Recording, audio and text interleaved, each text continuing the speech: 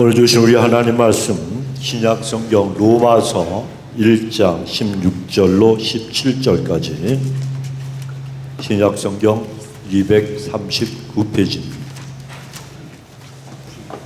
자, 우리 좋으신 우리 하나님 어떠하신 분인가 우리 믿음으로 입술의 고백으로 선포합시다. 손을 드시고 시작.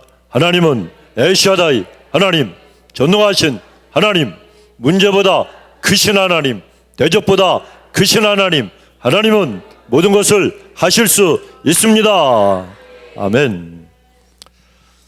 자, 가장 긴 옛날 이야기라고 하는 그러한 아주 오래전부터 내려오는 이야기가 있습니다. 그것은 늪에 빠진 황새. 여러분 황새 아시죠?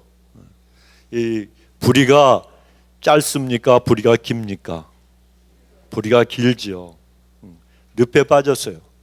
근데 이 황새가 늪에 빠져서 이제 가만히 있다 보니까 두 다리가 늪 속에 점점 빠져 들어가기 시작을 했습니다. 그러니까 야, 이거 내가 어떻게 다리를 뽑을 수 있지? 어떻게 살아남을 수 있지? 이러면서 고민을 하다가 그래, 생각이 난 거예요. 내가 이 부리가 기니까 이 긴 부리를 늪 속에다가 푹 박고 그리고 힘을 주고 그리고 두 다리를 갖다가 쭉 뽑으면 되겠구나. 그렇게 해봤더니 진짜 되는 거예요. 부리를 갖다가 늪에다 집어넣고 힘을 주고 그 다리를 갖다가 뽑았더니 다리가 쑥 하고 뽑히는 거예요. 근데 문제가 생겼어요. 부리가 안 뽑혀. 그래가지고 이번에는 또 두 다리를 갖다가 도로 내려놓고 또 힘을 줬어요. 그리고 이 부리를 뽑았더니 부리가 또 쑥 뽑혔어요. 그런데 이번에는 두 다리가 또 빠져버렸다는 거예요. 그러니까 다리를 뽑으면 부리가 나중에 또 들어가고 부리를 뽑으면 이 다리가 들어가고, 그런데 이 일이 그렇게 옛날 전부터 바로 지금까지 계속되고 있다는 거예요. 부리가 빠졌다가 빠지고 다리가 빠졌다가 또 이제 다시 빼고 이러면서 그게 지금까지. 그럼 어떻게 살고 있느냐? 친구들이 먹을 걸 갖다 줘가지고 지금까지 살고 있대요. 그래서 이 제목이 뭐예요? 제목 잊어버리셨어요? 나도 잊어버렸어요. 아주 오래된 가장 긴 옛날 이야기. 제목이 그래서 붙인 거예요. 근데 여러분 생각해 보십시오. 죄악의 늪 속에 빠져 살아가는 우리 인간의 이 모습이 똑같다는 거예요. 태초에 하나님의 모든 걸 창조하실 때 아담과 하와가 범죄한 이래로 인간은 전적으로 타락한 그런 상태가 되어서 혼자의 힘으로는 이 죄악의 늪에서 빠져나올 수 없는 그런 존재들이 다 그렇게 되고 말았다는 거예요. 그런데 에베소서 2장 8절 이하에 보면 너희는 그 은혜를 인하여 믿음으로 말미암아 구원을 받았으니 이것은 너희에게서 난 것이 아니요 하나님의 선물이라. 너희의 행위에서 난 것이 아니니 이는 누구든지 자랑치 못하게 함이라고 분명히 말씀하십니다. 인간이 구원을 얻는 것은 인간의 어떤 힘이나 능력으로 되는 일이 절대로 아니라는 거예요. 오직 하나님의 은혜를 믿음으로 받아들일 때 우리가 구원을 얻을 수 있다고 가르쳐 주신 겁니다. 여러분, 사람이 구원을 얻는 것은 율법이나 아니면 선행이나 아니면 재물이나 지식 또는 인간의 어떤 능력으로 되는 것이 절대로 아니라는 거예요.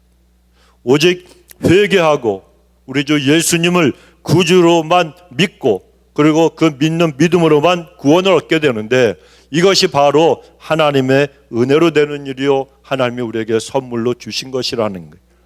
자, 그렇다면 사람이 하나님의 은혜로 믿음으로 구원을 얻는다고 하시는데 여러분 우리의 믿음의 대상이 누굽니까? 삼위일체 하나님이시잖아요. 한 분밖에 안 계시는 거예요. 우리 하나님밖에 안 계십니다. 그렇다면 구체적으로 우리가 하나님의 무엇을 믿어야 되는가? 여러분 우리가 하나님의 무엇을 믿어야 되겠습니까? 그 믿음의 내용이 무엇이냐는 거예요. 그래서 오늘 여기에 대해서 말씀을 드리면서 우리가 우리 믿음의 내용에 관해 보다 더 확실하게 알고 그리고 그 내용대로 하나님을 잘 믿고 섬기는 그런 저와 여러분이 되시길 주의 이름으로 축원합니다. 첫째, 우리가 믿는 믿음의 내용은 하나님의 사랑이에요. 이걸 믿어야 되는 거예요. 하나님께서는 우리를 사랑하시는 분입니다. 이걸 여러분 어떤 경우에도 확신하시기 바랍니다. 그리고 우리는 하나님께 사랑을 받은 사람들입니다. 성경의 핵심 중에 핵심 구절이 있죠. 요한복음 3장 16절, 하나님이 세상을 이처럼 사랑하사 독생자를 주셨으니 이는 그를 믿는 자마다 영생을 얻게 하려 하심이라. 이 말씀을 보면 하나님께서 영원한 멸망에 빠진 인간을 사랑하셔서 누구를 보내셨어요? 독생자 예수님을 보내주셨고, 하나님이 보내주신 그 주님을 믿는 자마다 멸망하지 않고 누구나 다 영생을 얻게 된다고 말씀합니다. 인간을 구원하시기 위해서 하나님께서 독생자 예수님을 보내주셨는데, 예수님을 보내주신 것은 다른 이유가 아니라 한 가지, 하나님께서 우리를 사랑하시기 때문이다. 하나님이 우리를 향하신 사랑을 갖고 계시기 때문에 그 사랑 때문에 우리를 구원하려고 예수님을 이 땅에 보내주셨다는 거예요. 그런데 이 요한복음 3장 16절을 보면 하나님의 사랑 특성 두 가지를 우리가 발견할 수가 있습니다. 첫째는 하나님의 사랑은 무조건적인 사랑이라는 거. 조건이 있어요, 없어요? 없다는 겁니다. 하나님은 우리가 의로워서 독생자 예수님을 보내주신 것이 절대로 아니라는 거예요. 우리가 아직 죄인의 상태로 있을 때 우리를 그래도 사랑하셔서 예수님을 보내주셨어요. 로마서 5장 8절에 보면 우리가 아직 죄인 되었을 때 그리스도께서 우리를 위하여 죽으심으로 하나님께서 우리에 대한 자기의 사랑을 확증하셨느니라 말씀합니다. 그만큼 하나님은 우리를 사랑하시는데 그 사랑은 무조건적인 사랑이라는 거예요. 우리 어떤 조건을 따지지 않고 하나님이 우리를 사랑하시기 때문에. 여러분 생각해 보십시오. 저와 여러분 우리 인간의 사랑은 대부분이 조건적인 그런 사랑이 많습니다. 거의 대부분이 그래요. 사람은 상대방을 갖다가 바라볼 때 그 사람이 나의 사랑을 받을 만한 조건을 갖추고 있을 때 우리가 사랑할 수가 있습니다. 자, 서로 사랑해서 못 살던 사람들 생각해 보십시오. 상대방의 조건이 바뀌면 휙 하고 돌아서는 것이 다반사라는 거예요. 그렇게 I love you, you love me 물고 빨고 그냥 한시라도 헤어지면 못 살 것 같은 그런 사랑을 하다가 남편의 사업이 안 돼. 그리고 여러 가지 경제적인 어려움이 다가와. 휙 하고 뒤돌아서서 배신하고 떠나는 여인들. 하긴 뭐 그래요. 군대 가도 고무신 거꾸로 신는데 뭐 그 정도야 봐줄만 하죠. 인간이 다 그렇다는 거예요. 그 사랑이라고 하는 것이 조건적인 것이 거의 대부분이라는 거예요. 그런데 우리 하나님은 우리가 아직 죄인 되었을 때, 죄인일 때에, 죄의 상태에서 빠져나오지 못하고 있을 때 우리를 사랑하셨다고 말씀합니다. 저와 여러분 우리가 하나님의 사랑을 받을 만한 그 어떤 조건도 없는데도 우리를 사랑해 주셨다는 거예요. 여러분 같은 신앙생활하고 같은 교회, 같은 그 교회 생활을 하는데도 불구하고 신앙생활을 정말 행복하게 하는 그런 분들이 있습니다. 그런 분들을 보면 공통점이 있어요. 나를 향하신 하나님의 사랑을 확신하는 믿음이 있다는 겁니다. 하나님이 나를 사랑하신다는 이 사실을 확신하는 거예요. 여러분 이것을 확신하는 사람은 신앙생활이 행복하겠습니까? 불행하겠습니까? 아니면 부담이 되겠습니까? 행복하죠. 너무나도 행복한 거예요. 그래서 예배가 기다려지고 즐거운 거예요. 교회 생활이 천국입니다. 가정생활도 사회생활도 기쁘고 즐겁게 할 수가 있습니다. 그러나 많은 사람들이 자기의 행위에 따라서 하나님의 사랑을 내가 받고 있다는 이 확신이 어떤 때는 있다가도 어떤 때는 없다가도 그저 왔다 갔다 하는 경우가 많이 있습니다. 내가 하나님 말씀 붙들고 좀 잘 사는 것 같으면 하나님이 날 사랑하시는 것 같고, 그런데 내가 하나님 말씀대로 살지 못한 것 같으면 하나님이 정말 날 사랑하시는가 그 사랑을 확신하지 못할 때도 있다는 겁니다. 그 이유가 무엇인가 하면 착각하고 오해하는 거예요. 하나님의 사랑을 자기들 인간의 사랑처럼 착각하고 생각하기 때문에. 그나마 하나님의 사랑은 내가 어떤 일을 했느냐, 내 조건에 따라 결정되는 사랑이 절대로 아닙니다. 내가 제대로 살았느냐 못 살았느냐, 그래서 그것이 하나님의 사랑을 결정하느냐, 이것은 아니라는 겁니다. 하나님의 사랑은 무조건적인 사랑이라는 거예요. 하나님은 내가 죄인된 상태에 있어도 나를 사랑하시는 분이라는 거예요. 완전히 허물투성이라도 나와 함께 정말 계신 우리 하나님은 내 모습 그대로 받아주시고 보아주시고 사랑해 주시는 하나님이라는 겁니다. 그래서 우리 하나님의 사랑은 조건이 있습니까 없습니까? 아무런 조건이 없어요. 이것만은 꼭 기억을 하시기 바랍니다. 왜냐하면 주님의 용서하시고 우리를 품으신 십자가의 사랑은 무한한 거예요. 용서하지 못할 죄가 없어요. 하나님께서 절대로 우리를 갖다가 연약한 모습 보시고 허물진 모습을 보시고 나는 너를 모른다고 말씀하지 않는다는 거예요. 그래서 우리는 하나님 앞에 무조건 나와야 되는 거예요. 무조건 용서해 주시고 무조건 우리를 받아주시고 무조건 사랑해 주시니까 우리도 하나님 앞에 무조건 나와야 돼요? 안 나와야 돼요? 나와야 되죠. 하나님의 사랑을 의심하지 마십시오. 또 한 가지, 두 번째, 하나님의 사랑의 특징은 모든 것을 주시는 사랑이라는 거예요. 아멘 하세요, 여러분. 하나님은 모든 걸 우리 위해서 주시는 분입니다. 하나님은 우리를 사랑하십니다. 우리를 멸망에서 구원하여 영생에 들어가게 하기 위해서 그 대가로 예수님을 십자가에 못 박게 죽으셨어요. 여러분, 우리는 그저 예수님을 내 주님으로 믿고 십자가의 공로를 믿고 그리고 아무런 대가 없이 구원받아요. 그런데 하나님은 그게 아니라는 거예요. 하나님은 너무너무 큰 엄청난 대가를 우리 위해서 치르셨어요.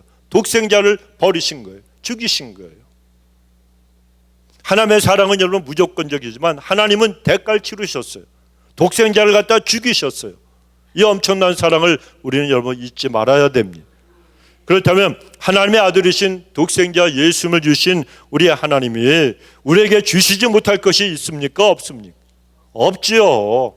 독생자보다 더 귀하고 더 소중한 존재가 어디 있습니까? 근데 그 소중한 예수님을 우리를 위해서 이 땅에 보내주셨다는 거예요. 여기서 우리가 알 수 있는 것은 하나님의 사랑은 모든 것을 주시는 사랑이라는 사실입니다. 우리 하나님의 사랑을 설명하는 유명한 일화가 있습니다. 1937년 미국의 미시시피 강이 있죠. 그 강을 가로지르는 긴 철교가 건설이 되었습니다. 이 철교는 중간 부분이 들려 올려지도록 만들어져서 배가 그 밑으로 지나가면 다리가 올라가고 그리고 배가 지나간 다음 다시 내려져서 기차가 그 미시시피 강을 갖다가 가로질러 건너갈 수 있도록 만들어진 그런 다리였습니다.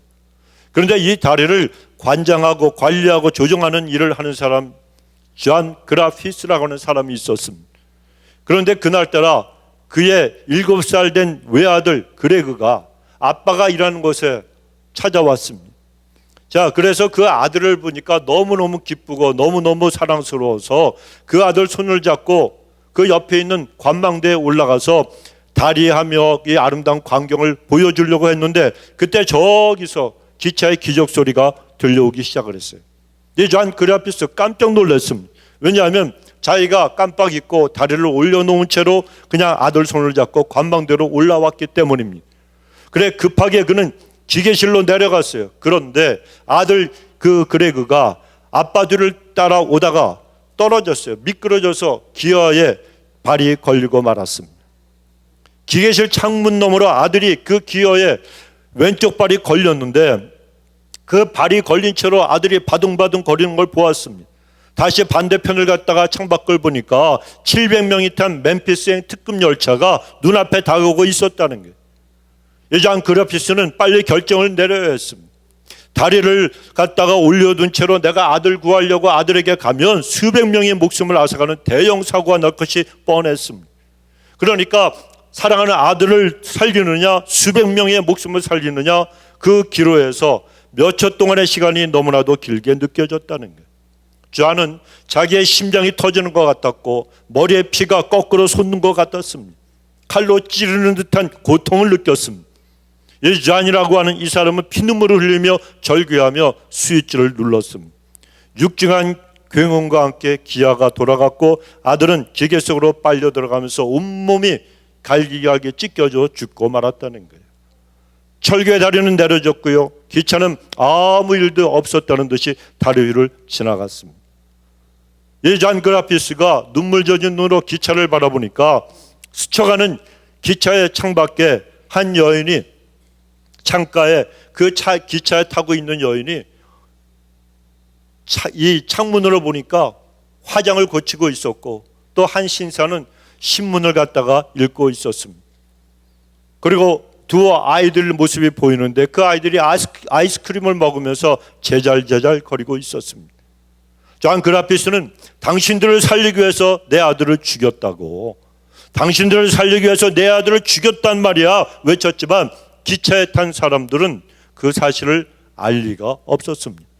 사랑하는 성도 여러분, 이 세상에 수없이 많은 사람들이 십자가에서 독생자 예수님을 못 박아 죽이신 하나님의 그 애절한 사랑, 그리고 피 맺힌 사랑을 알지 못하는 거예요.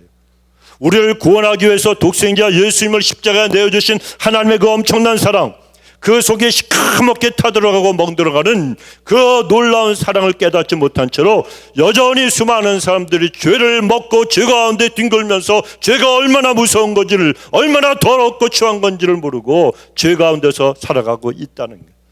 이걸 바라보는 우리 하나님의 마음이 어떠시겠어요? 호세아 선지자 아시지 않습니까?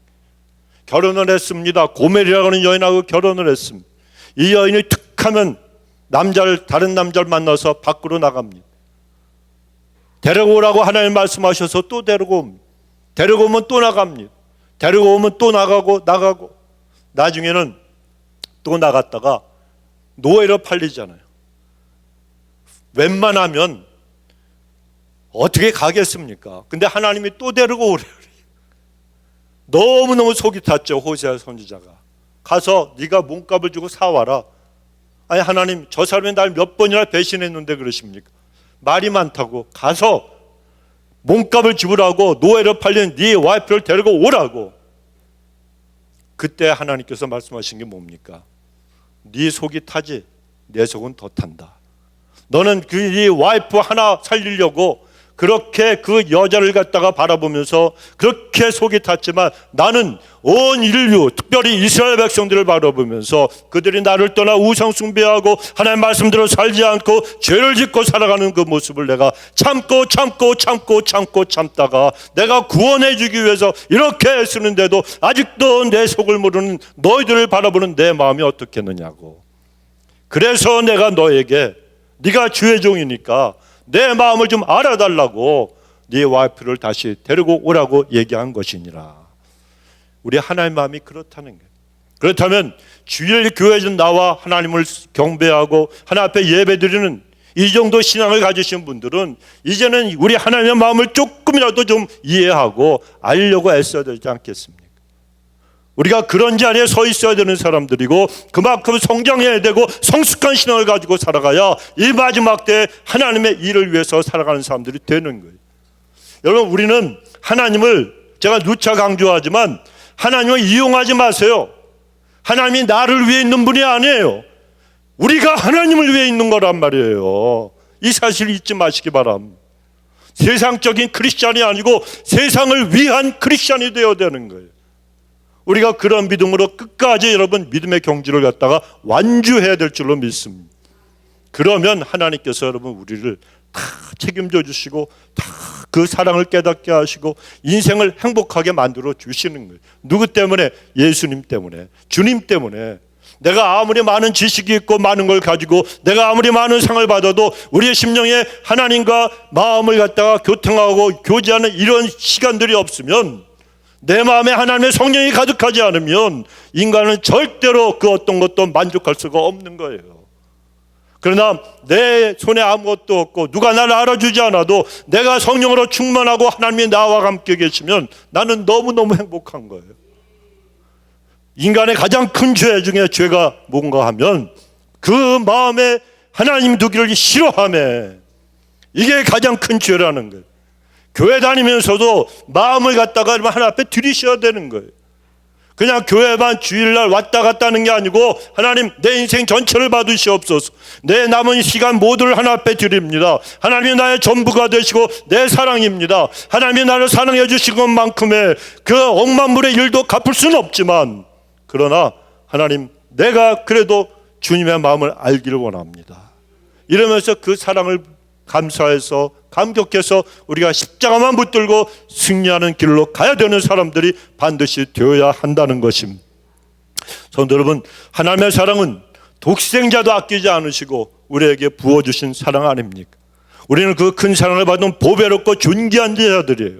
그래서 우리는 하나님께서 나를 사랑하신다는 이 확신을 갖고 신앙생활을 해야 됩니다. 어떤 분은 그럽니다. 하나님이 나를 사랑하시고 모든 것을 다 주시는 분이라고 한다면 왜 내 생활, 내 환경이 이렇게 어렵고 힘듭니까? 나는 하나님이 나를 사랑하신다는 말을 믿을 수가 없습니다. 이렇게 생각할 수도 있습니다. 그러나 아닙니다. 하나님이 나를 사랑하시기 때문에 그런 환경도 허락하시는 거예요. 우리가 미련하고 어리석어서 하나님의 뜻을 제대로 깨닫지 못하는 것뿐이라는 겁니다. 언젠가는 세월이 지난 다음, 지난 후에 우리가 그 모든 걸 돌이켜보면 지금 당한 어려움이 하나님의 손길이었고 하나님의 사랑이었다는 사실을 우리는 분명히 간증할 수가 있게 될 것입니다. 두 번째로 우리가 믿어야 될 믿음의 내용은 무엇인가 하면 예수님의 십자가의 대속의 은혜, 이걸 꼭 믿어야 되는 거예요. 여러분 생각해 보십시오. 예수님이 이 땅에 오신 목적이 무엇입니까? 자기의 생명을 내어주시고 우리를 살리기 위해서 예수님이 이 땅에 오셨습니다. 마가복음 10장 45절에 보면 인자가 온 것은 섬김을 받으려 함이 아니라 도리어 섬기려 하고 자기의 목숨을 많은 사람들의 대속물로 주기 위함이라고 말씀하십니다. 예수님께서 십자가에 못 박히셔서 살을 찢기시고 피를 쏟아서 제물이 되신 것은 우리가 받아야 될 이 엄청난 죄의 형벌과 저주를 대신 예수님이 받으셨다는 거예요. 그래서 이사야서 53장 5절 이하에도 보면 그가 찔림은 우리의 허물을 인하며 그가 상함은 우리의 죄악 때문이라 그가 징계를 받음으로 우리가 평화를 누리고 그가 채찍으로 맞음으로 우리는 나음을 입었도다.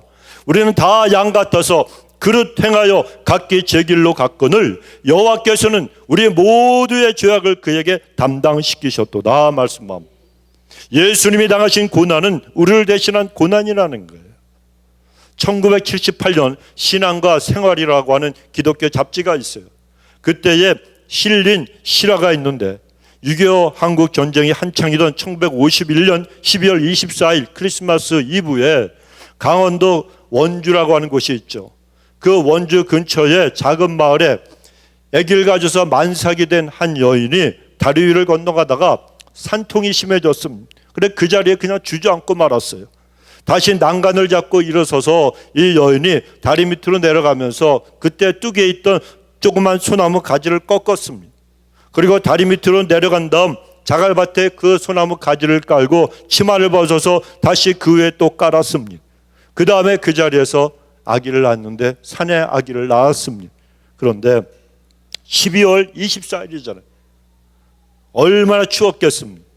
그 강렬하고 무서운 추위를 맞은 그 아기는 태어나자마자 그런 추위를 경험했으니까 자지러지게 울 수밖에 없었습니다.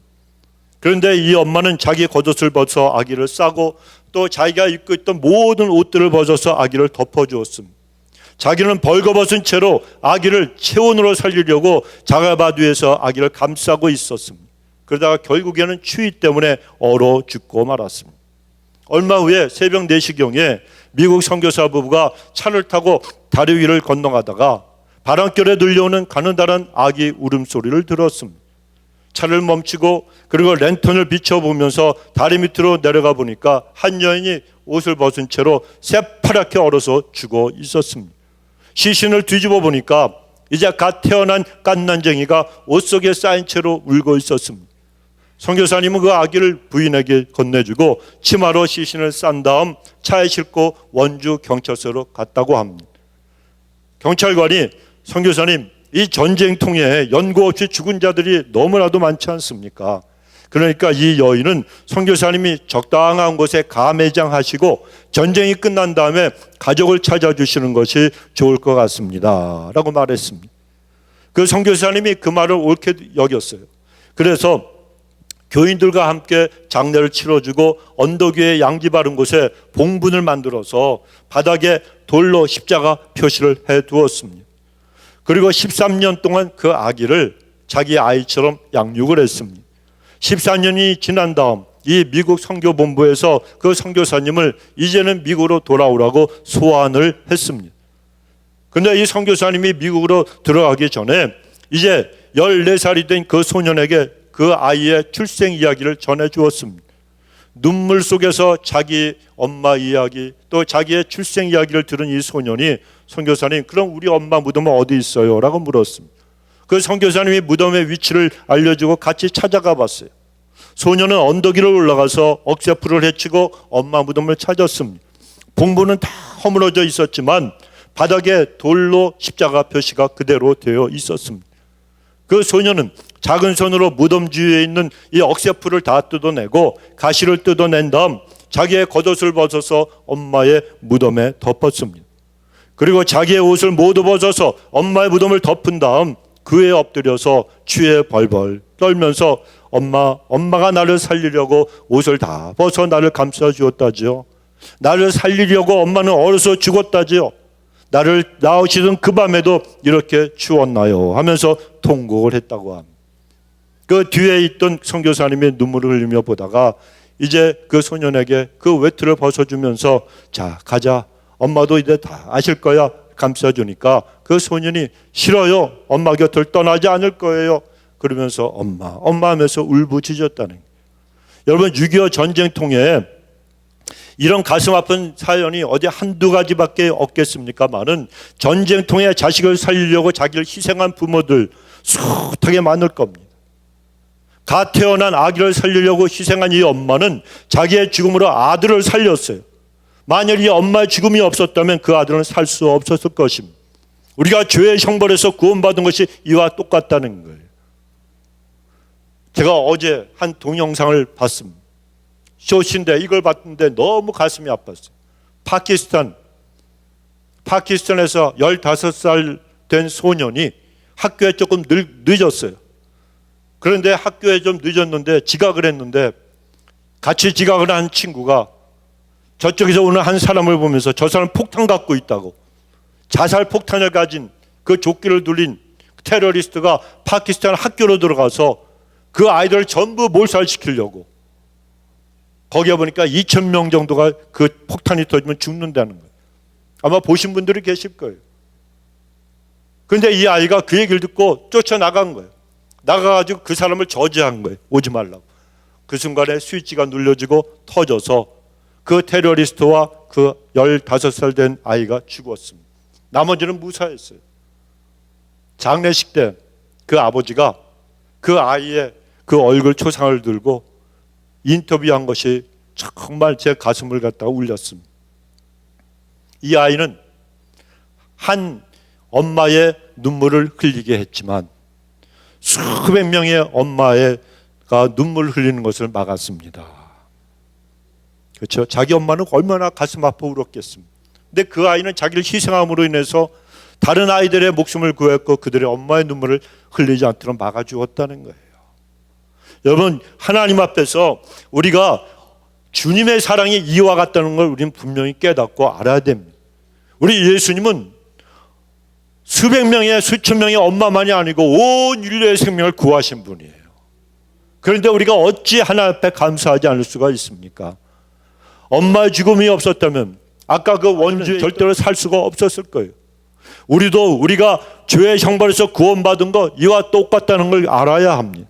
우리 예수님은 우리를 구원하기 위해서 십자가에서 우리 대신 돌아가셨어요.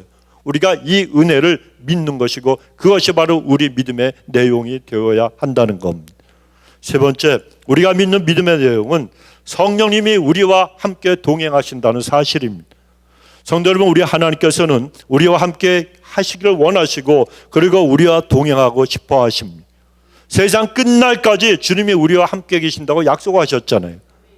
여러분, 사람이 생각해 보십시오. 내가 사랑하는 사람과 함께 있고 싶어 합니까? 아닙니까? 있고 싶어 하죠. 함께 있고 싶어 하지 않으면 그 사람 사랑하는 게 아니에요.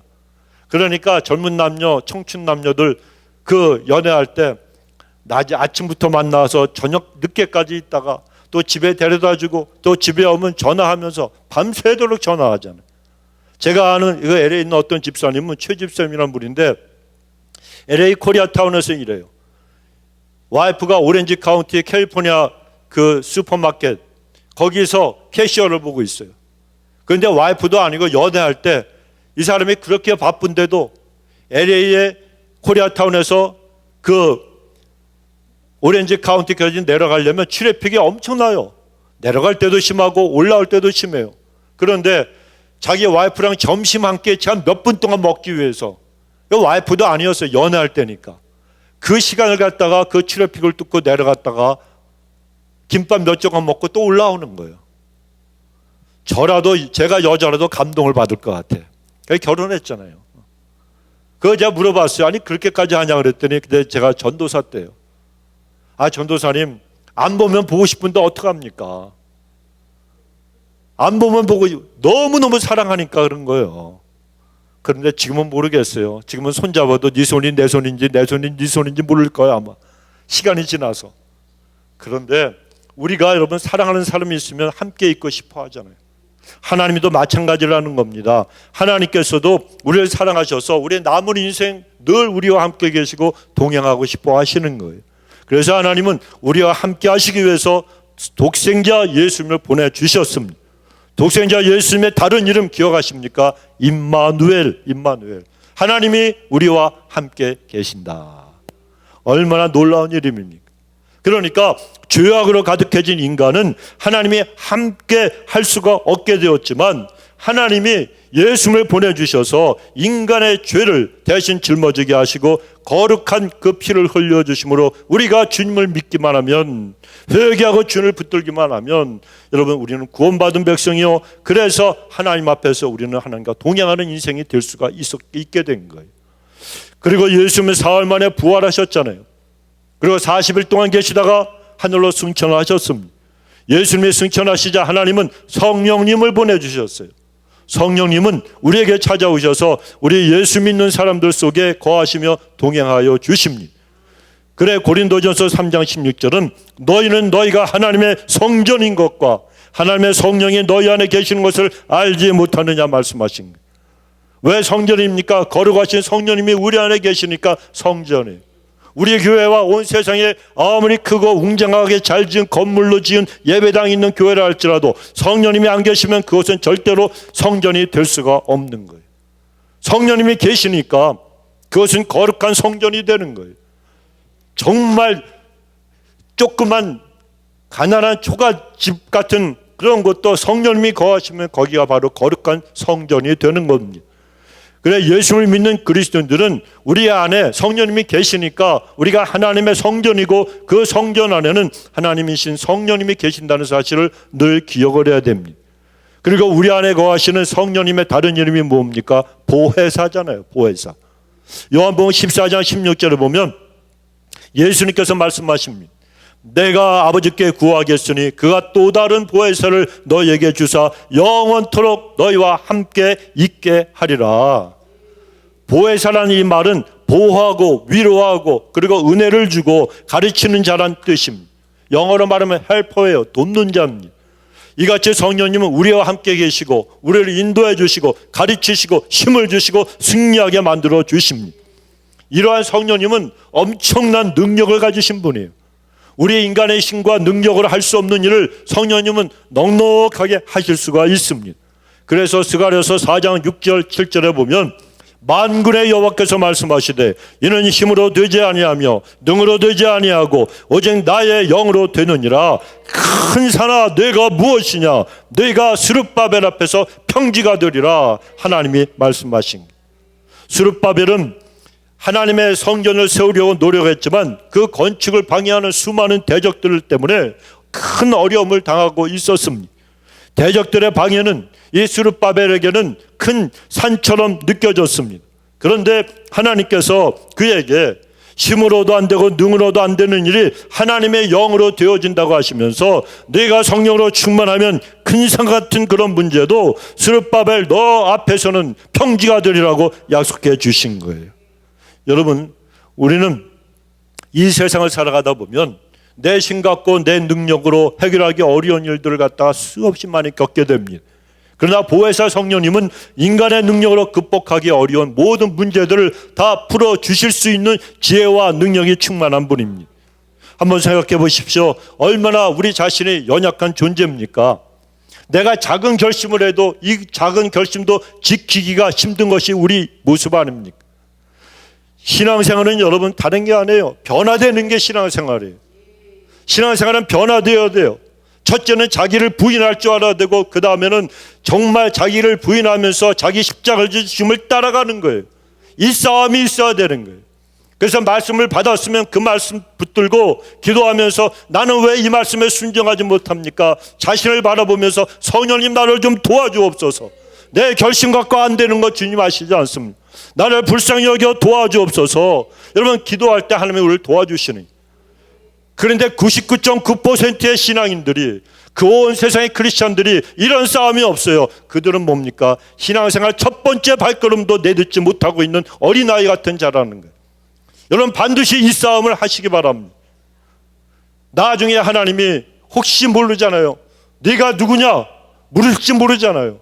너는 한 번도 신앙의 싸움에서 내 자신이 온전히 주님을 닮아가려고 하는 모습을 보인 적이 없다. 하나님께서 그렇게 말씀하시면 too late. 하나님의 심판대 앞에서는 이거 하나님 한 번만 더 기회를 주십시오. 이게 통합니까? 안 통합니까? 안 통하는 거예요. 나는 너에게 수없이 많은 인생을 갖다가 시간을 허락해 주었는데 너는 내일 하다가 지금 이 자리에 서게 되었다고. 무서운 일입니다. 비참한 모습이고 불행한 일입니다. 그런 일이 없게 되시길 주 이름으로 축원합니다. 우리가 여러분 하나님 앞에서 스스로 해보자고 결심을 해도 안 되는 일이 많은 연약한 존재들인데, 여러분 내 자신이 변하게 되는 것, 이것도 정말 힘든 일이지만 성령님이 도와주시면 되는 거예요. 사람의 성령으로 충만하게 되면 누구라도 변하게 되어 있습니다. 미국에 심한 알코올 중독에 걸린 한 남성이 있었어요. 이는 돈을 갖다 벌면 이 사람은 수입의 대부분을 술로 마셔버렸어요. 술을 마시지 않고 술에 취하지 않으면 한순간도 살 수가 없는 그런 자였습니다. 그러니까 집세도 제대로 못 내고 가족들도 생활이 말이 아니었습니다. 그러다 이 사람이 자각을 했어요. 내가 이렇게 살면 안 되겠구나. 그래서 그가 알코올 중독에서 벗어나기 위해서 그 알코올 중독을 치료하는 그런 곳들을 찾아다니기 시작을 했는데, 아무리 여러 곳을 다녀보고 재활 그러한 그 교육도 받아봤지만 그 중독에서 벗어나지를 못했다는 거예요. 그래 어려운 중에도 가정을 지켜둔 부인이 너무나도 실망을 해서 더 이상 견딜 수 없다고, 그래 나는 내 아이를 데리고 나가겠다고 남편에게 결별을 선언했습니다. 막다른 골목에 서게 된 이 남편이 부인에게 사정을 했어요. 여러분 우리 남편들이 사는 길은요, 와이프한테 사정하는 것밖에 없어요. 뭐든지 그래요. 그런데 여보 내신 갖고 안 되지만, 여러분 당신 날 잘 알잖아. 내가 몸부림치고 있잖아. 그래도 안 되는 걸 어떡하냐고. 그러니까 한 번만 더 봐달라고 이렇게 애원을 했어요. 그럼에도 불구하고 그 아내는 너무나도 지쳐서 더 이상 나는 견딜 수가 없다고 헤어지기를 고집을 했습니다. 하는 수 없이 이 남편이 교회 가서 하나님 앞에 무릎을 꿇고 엎드려 하나님 제발 좀 도와주시고 내가 이 알코올 중독에서 벗어나게 좀 해달라고 기도했습니다. 그리고 집으로 돌아왔는데 집에 오니까 와이프가 싹 바뀌어가지고 맛있는 반찬도 해놓고 이래야 되는데 그게 아니에요. 냉랭한 가운데 보니까 거실에다가 짐을 다 꾸려놨어요. 그러면서 남편이 들어왔는데도 본체 만체합니다. 그러니까 사랑하는 아내와 자식을 한꺼번에 잃어버리게 되니까 너무나도 다급하잖아요. 그러니까 이 남편이 침실에 들어가서 꿇어앉아서 침대를 부여잡고 기도를 했어요. 하나님, 예수님의 이름으로 기도합니다. 지금까지 하나님을 외면하고 살았던 저는 정말 나쁜 인간입니다. 그러나 하나님, 저를 한 번만 더 용서해 주옵소서. 저는 알코올 중독에 빠져 있습니다. 이 알코올 중독이 저에게서 사랑하는 가족을 빼앗아 가려고 합니다. 제 인생은 이제 완전히 파멸입니다. 저를 불쌍히 여겨주시고 이 알코올 중독에서 한번 구해 주옵소서. 하나님, 저를 한 번만 살려주옵소서. 큰 소리로 고함을 치면서 부르짖어 기도하기 시작을 했어요. 그런데 그렇게 기도하던 중에 갑자기 그의 입에서 영어가 아닌 이상한 말이 나오기 시작을 했습니다. 하나님께 간구하며 매달리다가 성령님의 능력으로 성령의 은사 중에 하나인 방언을 받게 된 겁니다. 그 기도를 마치고 나서 뱃속에서부터 커다란 덩어리가 올라오더니 한참 동안 구토를 하면서 더러운 물을 갖다가 다 토해내었습니다. 그리고 나니까 속이 시원해지면서 하늘을 나는 듯한 기분이 되었다는 겁니다. 그때로부터 하루가 지나고 이틀이 지나고 사흘이 지나도 술을 입에 대지 않게 되었습니다. 전 같았으면은 정말 몇 시간도 견디지 못해서 술을 갖다 찾고 그걸 마셨을 텐데 완전히 변화되어서 새 사람이 된 거예요. 그래서 그의 가정은 다시 웃음꽃이 피는 행복한 가정이 되었다고 합니다. 사랑하는 성도 여러분, 성령님은 이 세상에서 전혀 가망성이 없는 사람도 변화시킬 수 있는 분입니다. 성령님은 인간의 힘과 능력으로 할 수 없는 것들을 능히 할 수 있게 하시는 분이에요. 그래서 우리 예수님을 믿는 사람들은 하나님의 능력, 성령님의 능력을 힘입어서 내 한계를 뛰어넘는 삶을 살 수가 있다는 거예요. 믿으시면 아멘이에요. 세상 사람들은 자기가 배운 지식과 능력과 경험 이 안에서만 살아갈 수 있어요. 그러나 우리 예수 믿는 사람들은 나는 부족하도 예수 그리스도 안에서 나는 모든 것을 할 수 있다고, 내가 하는 게 아니고 예수님 안에서 성령님을 통해서 내 인간의 한계를 뛰어넘는 삶을 살 수가 있다는 거예요. 누가 하시는 분은 하나님이 하시고 성령님이 우리를 도와주시니까 우리에게는 여러분 주님의 뜻대로라면 모든 일을 이룰 수 있는 삶을 살 수 있도록 성령님께서 축복하여 주신다는 거예요. 그 성령님이 우리 영혼에 역사하셔서 우리로 하여금 하나님의 자녀가 되게 하셨고, 우리의 인격에 역사하셔서 우리가 매일같이 예수님을 닮아가게 하시고, 우리의 일에 역사하셔서 큰 산을 평지로 만들어 주시고, 우리의 모든 삶에 역사하셔서 하나님의 복음을 전하며 살 수 있도록 만들어 주시는 겁니다. 그 성령님은 지금도 우리와 함께 계시고 우리가 천국 가는 그날까지 우리의 인생길을 동행하여 주십니다. 그러므로 우리 안정 모든 성도님들이 하나님의 사랑을 여러분 믿으십시오. 예수님의 대속의 은혜를 믿으십시오. 그리고 성령님이 우리와 언제나 함께 하신다는 사실을 믿으심으로 굳센 믿음의 이 확신 가운데 날마다 승리하고 날마다 행복한 그런 신앙생활을 하게 되시기를 예수님의 이름으로 축원합니다. 네, 기도합시다. 살아계신 아버지 하나님, 인생길 홀로 내버려 두지 아니하시고 우리 예수님을 보내주셔서 하나님 앞에 저희들 구원받은 백성으로 하나님의 자녀가 되게 하심을 감사합니다. 정말 만입이 다 있어도 감사할 길이 없는 그 은혜를 입었으니 하나님, 십자가를 생각할 때마다 우리 눈에 눈물이 그쳐지지 않도록, 또 우리 가슴에 감격이 사라지지 않도록 성령님들 붙들어 주시고 날마다 성령님과 동행하며 성령 충만한 가운데 우리를 위해서 역사하시고 우리에게 지혜를 주시는 우리 성령님을 의지하면서 하나님 앞에 나갈 수 있는 저희들이 되게 하여 주옵소서. 감사드리옵고 예수님의 이름으로 기도드리옵나이다. 아멘.